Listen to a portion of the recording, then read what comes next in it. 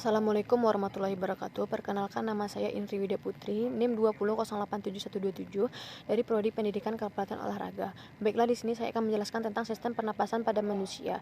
Sistem pernapasan pada manusia adalah sekumpulan organ yang terlibat dalam proses pertukaran gas oksigen dan karbon dioksida dalam darah. Cara kerja sistem pernapasan pada manusia yaitu ketika Anda menarik napas atau disebut dengan inspirasi atau inhalasi, diafragma dan otot-otot di antara tulang rusuk. Anda akan berkontraksi dan meluaskan rongga dada, sehingga paru-paru bisa mengembang dan terisi udara. Seseorang dapat dikatakan memiliki laju pernapasan normal apabila ia bisa bernapas sebanyak 12-20 kali per menit dan berlangsung secara berkesinambungan. Yang pertama, rongga hidung. Rongga hidung merupakan rongga tempat masuknya udara untuk kita bernafas. Pada rongga hidung terdapat rambut hidung yang berfungsi untuk menyaring udara yang masuk ke rongga hidung. Tidak hanya itu, di rongga hidung juga terdapat ujung-ujung saraf pembau. Sistem pernapasan pada manusia terbagi dua, yaitu yang pertama sistem pernapasan bagian atas dan yang kedua bagian bawah. Kita bisa membaca penjelasan di bawah ini.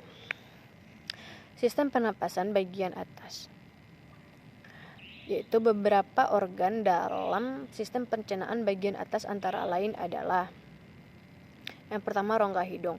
Organ ini memiliki selaput lendir dan rambut-rambut halus yang berfungsi untuk menjebak partikel debu atau kotoran pada udara yang termasuk ke hidung. Sinus. Yang kedua sinus. Sinus adalah rongga berisi udara di dalam tulang kepala. Organ ini membantu mengatur suhu dan kelembapan udara yang kita hirup. Organ ini memiliki peran dalam mengumpulkan udara yang masuk dari hidung atau mulut untuk diteruskan ke trakea. Yang ketiga laring. Laring adalah ruangan kecil sebelum trakea yang berisi pita suara. Sistem pencernaan bagian bawah, yaitu beberapa organ dalam sistem pencernaan bagian bawah antara lain adalah organ ini merupakan jalan napas utama menuju paru-paru yang terletak di tenggorokan, tepatnya di bawah laring. Bronkus kiri dan kanan adalah cabang dari trakea yang berfungsi untuk meneruskan udara ke paru-paru. Bronkus memiliki banyak cabang kecil di bawahnya. Cabang terkecil bernama bronkiolus. Paru-paru. Yang kedua paru-paru. Paru-paru terdiri dari jutaan alveolus yang menerima udara dari bronkiolus dan bertugas sebagai tempat pertukaran oksigen dan karbon dioksida. Diafragma.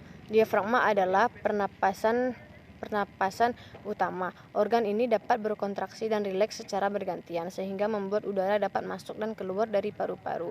Cara kerja sistem pernapasan. Kerja sistem pernapasan pada manusia melibatkan semua organ pernapasan. Organ-organ ini bekerja sama untuk membantu tubuh dalam pertukaran gas antara paru-paru atau alveolus dan pembuluh darah yang kemudian akan disalurkan ke seluruh bagian tubuh atau dihembuskan ke udara. Berikut ini adalah cara kerja sistem pernapasan pada manusia. Ketika kita menarik napas atau disebut dengan inspirasi atau inhalasi, diafragma dan otot-otot di antara tulang rusuk kita akan berkontraksi dan meluaskan rongga dada, sehingga paru-paru bisa mengembang dan terisi udara. Udara masuk lewat hidung dan mulut dan melewati proses penyaringan partikel-partikel kecil oleh rambut-rambut hidung lalu menuju ke trakea atau batang tenggorokan.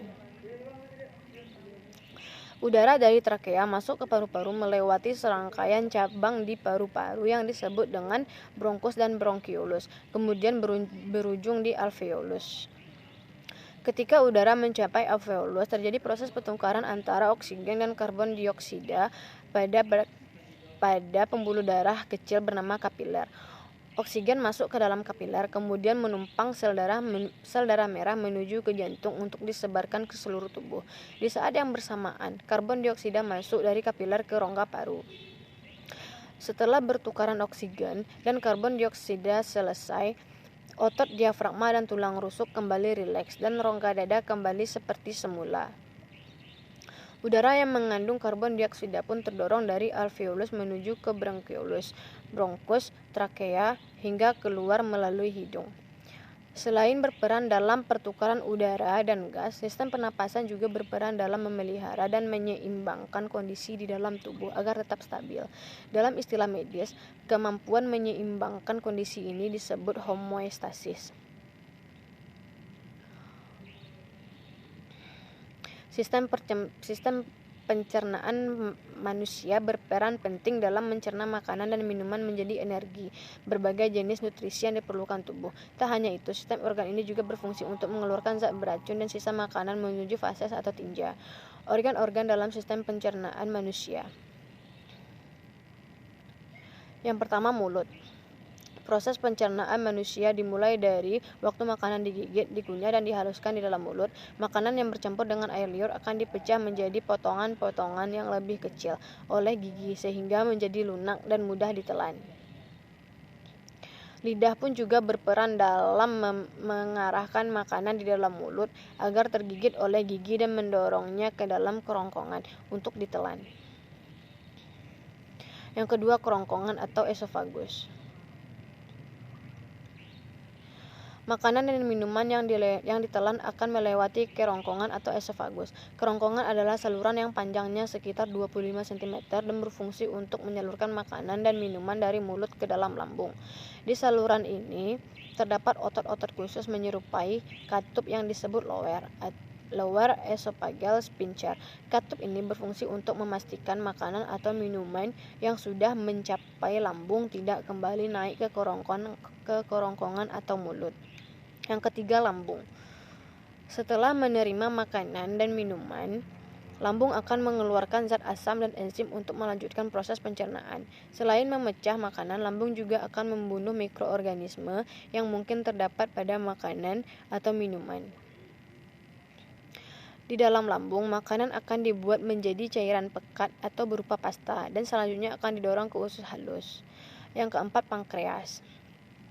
Tak hanya berfungsi untuk menghasilkan insulin, pankreas juga bertugas menghasilkan enzim pencernaan seperti lipase, protease, dan amilase. Enzim tersebut akan dipaksakan oleh pankreas dan ikut bercampur dengan enzim pencernaan dari lambung. Enzim lipase berfungsi untuk mencerna lemak menjadi asam lemak, protease untuk mencerna protein menjadi amino, sedangkan amilase untuk memecah karbohidrat menjadi glukosa. Yang kelima, kandungan empedu. Hati atau liver akan menghasilkan cairan empedu, kemudian menyimpannya di dalam kandungan empedu. Cairan empedu terdiri dari kolesterol, garam empedu, bilirubin, air, serta mineral seperti kalium dan natrium. Cairan ini berfungsi untuk mencerna lemak menjadi asam lemak. Ketika proses pencernaan makanan berlangsung, cairan empedu akan dialirkan ke dalam usus halus. Yang keenam, usus halus. Usus halus merupakan makanan yang sudah menjadi pasta atau kimus atau chim di dalam lambung akan didorong ke usus halus. Gerakan yang disebut peristaltik usus ini terjadi karena kontraksi dan relaksasi jaringan otot di dinding usus halus. Usus halus terdiri atas 3 bagian, yaitu yang pertama duodenum atau usus 12 jari, yang kedua jejunum, usus kosong, dan yang ketiga ileum atau bagian terakhir dari usus halus. Ketiga bagian usus halus ini memiliki tugas masing-masing dalam memproses makanan.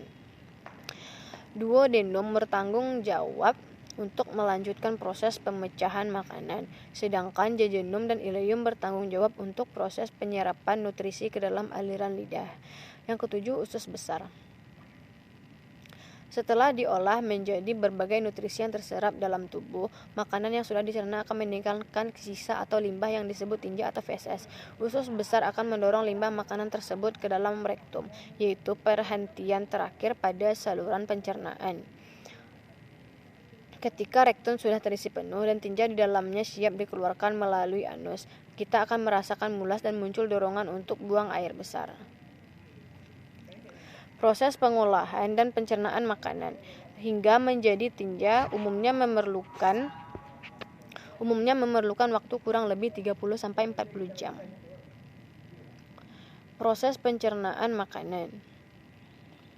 Pada dasarnya, proses pencernaan makanan dibagi dalam 2 bagian, yaitu yang pertama pencernaan mekanikal. Proses ini terjadi pada mulut dan perut kita. Gigi kita mengunyah dan memecah makanan menjadi bagian kecil yang dapat kita telan tanpa tersedak. Dalam perut kita, proses ini berlanjut dan terus memecah makanan menjadi partikel yang lebih kecil lagi. Yang kedua, pencernaan kimiawi terjadi pada setiap poin proses pencernaan dalam tubuh di mana enzim dan zat lain seperti hidrohlorik acid berasal dari sel yang terdapat pada jalur menuju perut dan bile berasal dari kantung empedu melelehkan makanan kemudian melepaskan nutrisi yang terkandung agar terserap tubuh. Cara kerja pencernaan manusia. Pencernaan dimulai ketika mengunyah makanan oleh gigi. Makanan dihancurkan menjadi potongan kecil dan pada saat bersamaan bercampur dengan air liur yang dikeluarkan kelenjar ludah. Oleh kontraksi otot, makanan kemudian didorong masuk ke kerongkongan menuju lambung dan terus ke usus halus.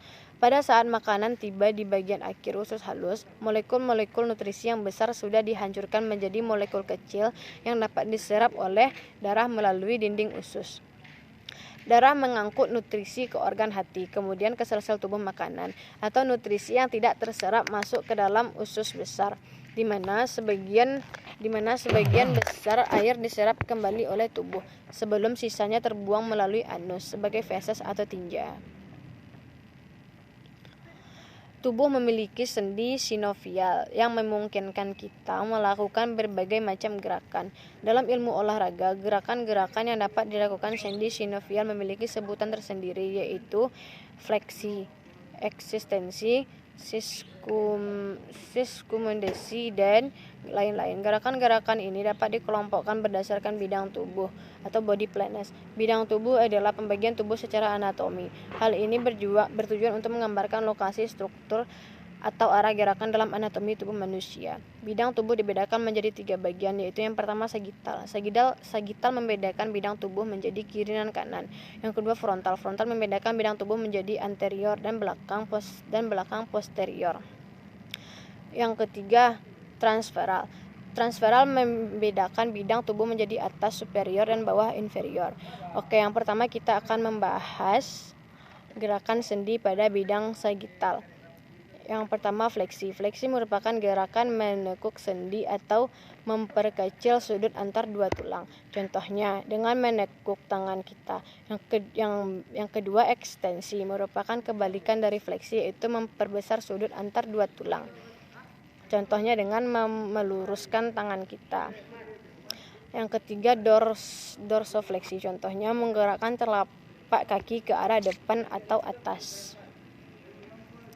Yang keempat plantar fleksi. Contohnya kebalikan dari dorsofleksi, yaitu menggerakkan telapak kaki ke bawah atau ke belakang. Yang kedua gerakan sendi pada bidang frontal. Yang pertama aduksi. Aduksi menggerakkan anggota gerak mendekati bagian tengah tubuh medial. Yang kedua abduksi. Abduksi menggerakkan anggota gerak menjauhi bagian tengah tubuh atau lateral. Yang ketiga elevasi, menggerakkan tulang belikat ke atas superior. Yang keempat depresi, yaitu menggerakkan tulang belikat ke bawah atau inferior. Yang kelima inversi. Inversi menggerakkan sendi kaki ke arah dalam. Yang keenam eversi, menggerakkan sendi ke arah luar. Yang ketujuh protraksi, yaitu menggerakkan tulang belikat ke belakang anterior menjauhi tubuh.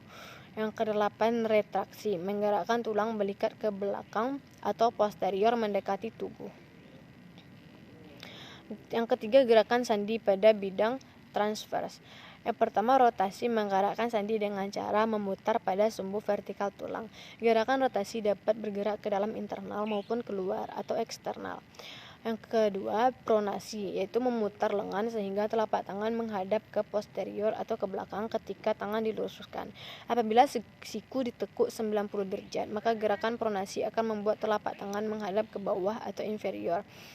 Yang ketiga supinasi, yaitu memutar lengan sehingga telapak tangan menghadap anterior atau ke depan ketika tangan diluruskan. Apabila siku ditekuk 90 derajat, maka gerakan supinasi akan membuat telapak tangan menghadap ke atas atau superior.